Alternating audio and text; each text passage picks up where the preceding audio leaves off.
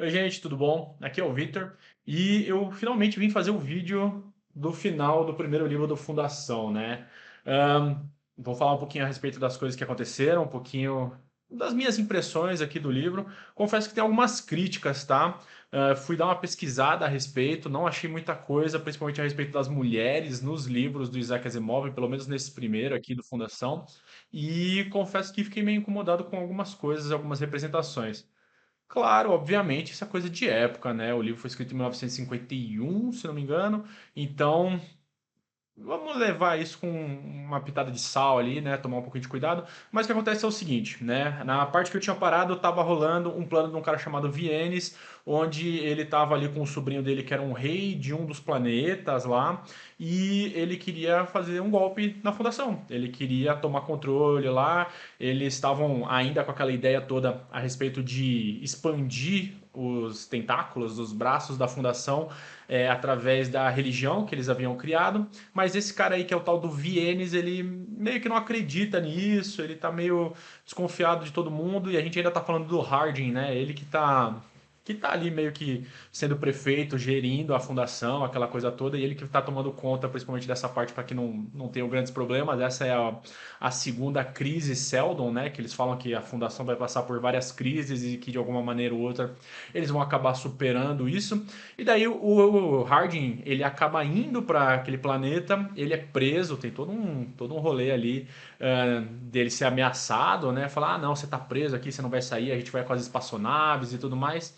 E o que acontece e que faz algum sentido também inserido naquilo que eles já tinham apresentado é que o Hardin colocou um sacerdote lá, que é o Verizov, e ele, que basicamente que ele faz, ele tá dentro da nave principal que vai atacar a fundação, e ele faz uma maldição, entre aspas, e a nave para, né? E todos os soldados, todo mundo que tá lá dentro da nave, eles ficam completamente apavorados, né? Pô, como assim, né? O padre aqui, o sacerdote, ele fez uma maldição e as coisas realmente pararam. E daí o próprio Isaac Asimov coloca aqui no livro que fala que, diferente das maldições antigamente, essa aí tinha a tecnologia por trás para funcionar. Então todo era um plano para as naves pararem exatamente naquele momento e tudo mais. E daí eles tomam controle daquela nave, daquele cruzador. E vendo tudo aquilo, né? O Harding, ele mostra, ele tem aparelhos lá e câmeras que ainda estão funcionando, porque eles também acabam com a luz de todo o planeta. Tem uma coisa muito legal que eles falam também, é que o rei, né, que é o sobrinho do Vienes, ele tem tipo um manto que brilha, tal, e ele flutua, e graças à maldição, toda essa energia nuclear que está lá no planeta, ela, pum, ela acaba de uma vez só. E daí todo mundo fica, caramba, e agora, né? Como é que faz? E o Vienes, ele acaba se matando, ele comete suicídio lá. E o Harding, de alguma maneira ou de outra, ele consegue acabar com essa outra crise, essa segunda crise Seldon, né? E daí eu acho que acaba, né? Essa parte aí, principalmente da religião, e a gente começa a entrar na parte dos mercadores, que daí, até onde eu entendi, é o que vão ser os acontecimentos aqui para ir para o segundo livro, principalmente, onde eles estão se encaminhando para parar de utilizar a religião como esse meio de hegemonia entre os planetas da periferia, ali onde eles estão, e eles vão começar a utilizar os métodos de comércio, mercantilismo, aquela coisa toda, para poder conquistar novos status, né? E tem muito legal porque eles estão falando lá sobre um tal de Mallow, que é um comerciante. Ele passou pelo sacerdócio ali, mas ele não foi até o fim, então ele é meio que uma mistura de uma coisa e de outra ali. E ele tá resolvendo um problema, né? Tem um cara que foi preso, ele vai lá ajudar aquele cara lá que foi preso, ele recebe uma mensagem e tudo mais. E a grande questão agora é que eles precisam começar a vender produtos nucleares para esses outros planetas, né? Porque como o Império ele está se diluindo aos pouquinhos, né? Então tem o planeta lá que é o centro e daí todo o resto da periferia ela vai se diluindo, então a tecnologia vai se perdendo, começam a criar líderes tribais, que são esses reis, e daí vai diminuindo a influência do Império na periferia, aquela coisa toda, e eles vão perdendo a capacidade de usar tecnologias, né? E uma dessas tecnologias é a tecnologia nuclear. E daí eles fazem todo bem bolado ali para vender isso, né? Desde faca de cozinha, fogão, aquecedor, até coisa para indústria, metalurgia e tudo mais. E tem uma parte onde o Mallow ele tá indo, ele tá conversando com meio que um conselho ali do planeta, né? Famílias muito antigas e tal. E eles querem ouro. É isso que eles querem, basicamente. Ouro, ouro, ouro. E daí o Mallow, através de um mecanismo nuclear, ele transforma ferro em ouro, que é basicamente alquimia, né? E daí vem uma coisa que me pega um pouco, né? Principalmente em relação a esses livros do Asimov. Nada separa essa tecnologia que eles estão usando de magia. Simples assim, tá? Essa é a minha visão.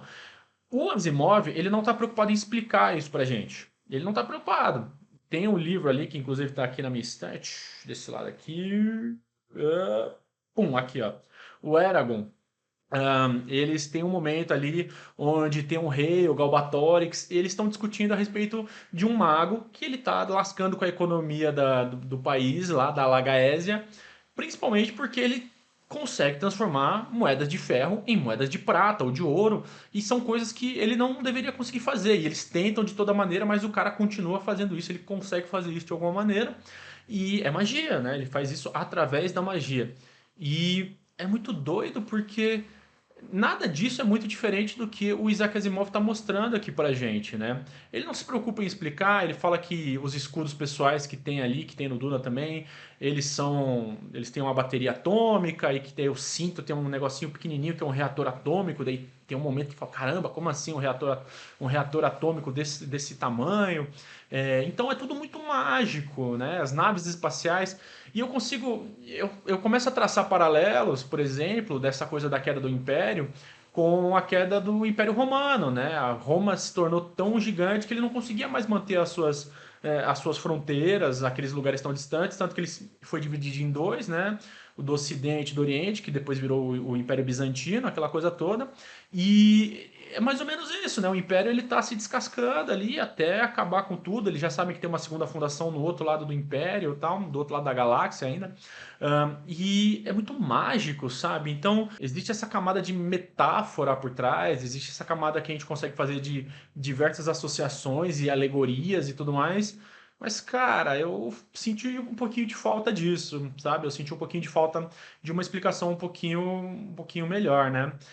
E daí, basicamente, o que acontece, né? Continuando a história, o Mallow, ele consegue fazer todo bem bolado dele lá com os comerciantes e tal, ele consegue estabelecer o comércio de produtos que são atômicos para esses outros planetas. Ele é eleito prefeito também, com uma coisa que teve um golpe ali, tinha uma galera que é opositora a ele, que meio que estava armando uma arapuca para ele também, mas ele consegue dar um golpe lá. Só que tem uma coisa que acontece também, é que no final desse livro, no final do primeiro livro aqui do Fundação, ele muda um pouco a maneira como que a Fundação vai se comportar a partir de agora. E, como eu falei, eles param de utilizar a religião, essa religião da ciência, como a principal base de contato para esses próximos planetas e vão começar a utilizar o comércio. E daí começa essa aqui, o segundo livro da Fundação, Fundação Império, que eu já li um pouquinho, ó, já li alguma coisinha dele aqui, e que tem a ver principalmente com como que o Império vai ver agora essa potência nova que está surgindo, a Fundação e essa grande diferença que existe nas capacidades tecnológicas que eles possuem, né? Mas, voltando, né? Tinha um cara lá que ele era um desses nobres lá que está conversando com o Mallow e que ele tem uma esposa e ele dá um cinto para a esposa que brilha, né? Fica com a roupa brilhante, aquela coisa toda.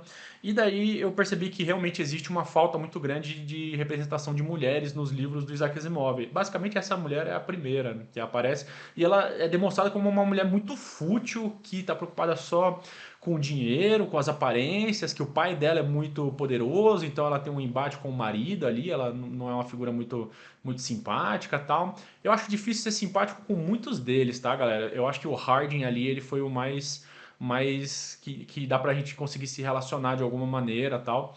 Então é muito louco porque ah, não é legal assim, tipo, você não tem pessoas legais. Eu entendo que é toda uma questão de base política e tudo mais, mas tá todo mundo enganando todo mundo, tá todo mundo com os motivos escusos ali para poder continuar com essa nobre missão da fundação. E daí eu vejo alguns problemas, né? Eu fui tentar pesquisar, por exemplo, no Google Acadêmico a respeito de artigos que falassem sobre a representação da mulher nos livros do Isaac Asimov. E não achei nenhum. Não achei nada, nada, nada que falasse sobre isso. E daí eu falei, bom, já que não tem nada, eu não posso comentar muito, porque eu não tenho uma base ainda, né? É o primeiro livro que eu tô lendo dele. Falaram, eu achei alguns blogs ali falando a respeito, é uma coisa da época, o livro foi escrito em 1951, nos próximos livros isso muda um pouco e tudo mais. Tô para ver ainda. Mas eu sinto, cara, que o Asimov ele tem alguns problemas, tá? Eu entendo, né? Eu peguei aí uma matéria falando sobre os três principais livros que a gente precisa, autores que a gente precisa ler para entender ficção científica, que é o Isaac Asimov, o Frank Herbert do Duna e a Ursula K. Le Guin da Mão Esquerda das Trevas, né? E mão esquerda ou mão direita das trevas, não lembro agora. Pretendo ler esse também, tá? Tá na minha lista ali para comprar. E é muito doido porque eu achava, né? Eu falei, eu não sou tão um grande leitor de ficção científica, mas do pouco que eu li de ficção científica, realmente existe ciência por trás. Assim, existe o mínimo de base científica para poder explicar algumas coisas. Aquele cara lá, o Andy Weir, que fez o Perdido em Marte, fez o Artemis, fez o Devoradores de Estrelas, ele é muito pautado nisso, tá, galera? Obviamente deve ter alguma coisa aqui ali que ele tá elocubrando, que ele está esticando mais o assunto, mas é legal porque ele tira várias dúvidas, né? E para quem gosta de estudar ciência e tudo mais, não sou grandes coisas, mas gosto de estudar um pouquinho. Dá para entender, né? Falar, beleza, ele tá me dando alguma explicação de como que as coisas acontecem, por que que isso muda. E daí o cara transforma ferro em ouro e fala, não, é atômico. Sabe, é atômico? Poxa, me explica aí, cara, como que acontece, como que a radiação ela muda os componentes químicos, como que ela transforma ferro em ouro, sabe? São dois elementos completamente diferentes na tabela periódica. Não sei, cara, não sei, assim, eu entendo as ideias, mas uma das coisas que também tá me incomodando, principalmente aqui no Fundação, é que a galera da Fundação, eles têm essa soberba de achar que eles são os salvadores do Império Galáctico, né? E não sei, cara. Não sei se o Isaac Asimov vai realmente surpreender no final e vai mostrar que é um esforço conjunto de diversas fundações que estão espalhadas pela galáxia e tudo mais, porque até agora só tem duas. Mas a impressão que eu tô tendo é que existe uma soberba, assim, existe uma ideia muito, não sei, muito errada a respeito de como que ele enxerga o papel das pessoas. Errada talvez não, mas eu acho que talvez um pouquinho equivocada mesmo, e talvez seja até algo da época, né? Você achar que as pessoas, elas. Inclusive, isso é uma das coisas que eu tava vendo, né? Tava dando uma pesquisada a respeito do livro. A gente. Ele faz. A psicohistória, ela analisa principalmente como que as massas de pessoas se comportam através do tempo, né? Então, uma coisa que eles falam é que as ações de um indivíduo não fazem a menor diferença, né? Mas eu acho que eu não sei se eu concordo muito com isso, porque isso meio que exclui também essa falta de representatividade, por exemplo, das mulheres, né? Ah, eu não sei. Eu tô achando o livro é interessante, legal, mas eu acho que se tivesse uma roupagem, sei lá, de romance histórico, não sei, talvez ficasse até mais interessante, a gente poderia aceitar algumas coisas ali, ele poderia encontrar outras soluções. Parando para pensar agora, eu acho que eu gosto mais do Eu, Robô, tá? Do que eu li. O Eu, Robô, ele é um pouquinho mais pautado ali numa lógica que para mim faz muito sentido. Apesar de ter também aqui, né, os personagens do Fundação, eles acabam se livrando dos problemas não através da violência, através de conflitos lógicos e de planos e tudo mais. Apesar de alguns deles parecerem bem Deus Ex Machina ali, não, eu tinha uma câmera escondida o tempo inteiro que jamais foi citada em nenhum momento, sabe? Daí, pô, mas né, qual que é a diferença entre a ficção e a realidade? É que a ficção precisa fazer sentido, né? E eu tô sentindo falta de alguns elementos que, primeiro, que eu consiga me relacionar melhor, Não acho que tem ninguém legal ali nesse núcleo de personagens. Tem um ou outro ali que a gente consegue se relacionar. O Hardin é um bom exemplo dele, mas porque eu acho que ele aparece mais nesse meio aqui desse livro. Acho que o Isaac Asimov podia colocar um pouquinho mais de explicação. Poderia ter, né? Ele já morreu. Poderia ter colocado um pouquinho mais de explicação a respeito do que está acontecendo, o que está deixando de acontecer na parte de ciência, né? Eu entendo, mas assim, não sei, galera, não sei. Não sei mesmo. Eu não vou dar nota pro livro, não vou fazer nada disso, tá? Eu tô falando das minhas impressões aqui. É legal, tá? É melhor do que, por exemplo, o Guia do Mochileiro das Galáxias, eu tenho eles aqui, ó. Cadê? Tá desse lado aqui. Aqui. Eu tenho eles aqui, é o Guia do Mochileiro. E eu detesto, cara. Ninguém quer comprar essa porcaria no sebo e tal. Eu só jogo fora porque, né? Senão esses meus livros aqui eles caem assim pro lado. É, e é isso, assim, cara. Eu sei lá, eu talvez seja. Talvez eu não esteja. Eu tivesse com expectativas erradas em relação ao livro do Isaac Asimov, mas eu esperava outras coisas, assim. E não tem problema nenhum, né? A gente pode se decepcionar com as coisas que a gente tá lendo também e bola pra frente, né? Vida que segue. E é isso. Acabei o primeiro livro da Fundação. Acabou, acabou. Não vou mais falar dele, acabou.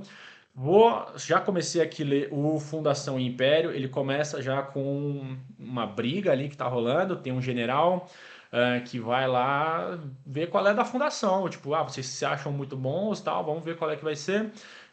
Meio que já tomou umas porradas ali, que não viu que a coisa, o buraco é mais embaixo. Apareceu o Imperador, que é o mesmo, tem o mesmo nome do Imperador da primeira temporada lá do Fundação da Apple TV, que é o Cleon.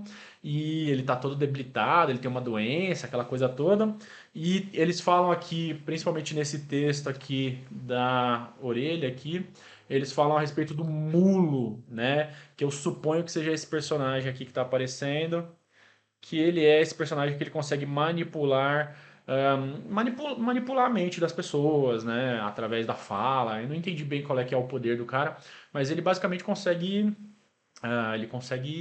mudar a ideia das pessoas. Então, para essa coisa da psicohistória, onde eles tentam prever o futuro através da massa das pessoas, né, através das decisões coletivas de todas as pessoas, de grandes densidades, através do tempo, como que uma única pessoa, né, que é esse cara aqui, o tal do Mulo, ele vai conseguir ameaçar a fundação, como que ele vai conseguir fazer com que os planos da fundação sejam, sei lá, deixados de lado, ou que as coisas deem errada, né? Porque afinal de contas ele ainda é um indivíduo.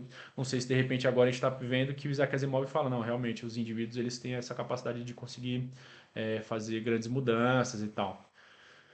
Não sei, gente, não sei mesmo. Mas é legal, tá? Não tô falando, que bosta, a fundação é uma merda. Não, é legal, é legal, é legal, é legal, tá? Mas talvez não seja pra mim. Beleza? É isso. Depois eu queria continuar nessa vibe de ficção científica. Tava pensando em comprar o Duna, tava pensando em comprar o Mão Esquerda da Escuridão, da Ursula K. Le Guin. Tem alguns livros aqui de ficção científica que eu ainda preciso ler. Vou pegar para vocês. Aqui, ó, peguei alguns. Esse aqui, As Sereias de Titã, do Kurt Vonnegut. Eu achei num sebo lá na Vila Mariana, que é o sebo.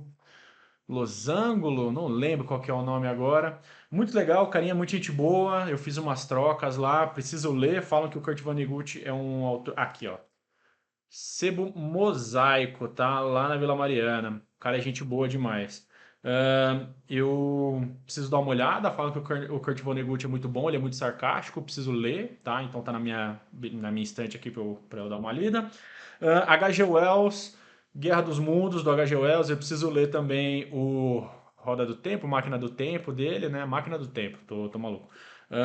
Não parei, esse aqui também eu comprei de um cara que estava indo morar na Austrália e tal. Então não parei para ver isso, mas essa edição aqui é muito bonita, capa dura, assim, acho que vale muito a pena. Eu também peguei com aquele mesmo cara que estava indo para a Austrália esses dois livros aqui, né? A Guerra do Velho e a Brigada Fantasma, aqui, a Brigada Fantasma. Esse aqui é a Guerra do Velho e a Brigada Fantasma. Eu sei que são 3 livros. Vou ler esses dois primeiros e daí, se eu achar da hora, eu vou comprar o terceiro livro. E é esse, acho que de ficção científica é isso que eu tenho. Deixa eu ver se eu tenho mais alguma coisa escondida ali e eu deixei passar. O Contomorfose com certeza tem dois, tá? O primeiro que aparece aqui é do Osmar Camilo. Deixa eu mostrar aqui para vocês. Aqui, ó, do Osmar, que é dos Homens Casulo. Deixa eu colocar aqui a ilustração. Aqui, ó. Sociedade dos Homens Casulo aqui no Contomorfose, então eu sei que tem. Ahn, o Fractais da Turma 1 eu não li ainda. Suponho que tenha algum livro de algum conto de ficção científica aqui dentro, tá? Não li. E o Brevidades da galera de contos, tem o livro da Stephanie, né? O conto da Stephanie tá aqui também. E não li, galera, tem muita coisa, muita coisa. Ah, e eu esqueci. Ainda nesse balaio aí de contos, tem o Brasil Despedaçado. Ele é de distopia, né? Na verdade, ele começa com bastante distopia e depois ele dá uma guinada ali para ficção científica. Ahn, mas esse aqui eu li, tá? E é isso, galera. Eu acho que era isso que eu tinha para falar para vocês, cara. Vamos ver aí como é que vai ser o resto das leituras do Fundação. Tô nessa vibe mais ficção científica, mas nada garante que eu vá continuar, tá? Talvez eu mude. E é isso, gente. Beleza? Obrigado, galera. Só lembrando, né? Desse lado aqui tá o QR Code do Pix. Quem quiser ajudar a fazer uma doação, me ajudar a continuar fazendo esses vídeos aqui, continuar comprando meus livros e escrevendo meus livros também, né? Depois eu vou fazer um vídeo falando principalmente a respeito das minhas publicações esse ano. Quem quiser me seguir no Instagram, segue lá também. Tem todos os links das coisas que eu publiquei, os agregadores e tudo mais. E é isso, gente. Valeu, obrigado e até a próxima.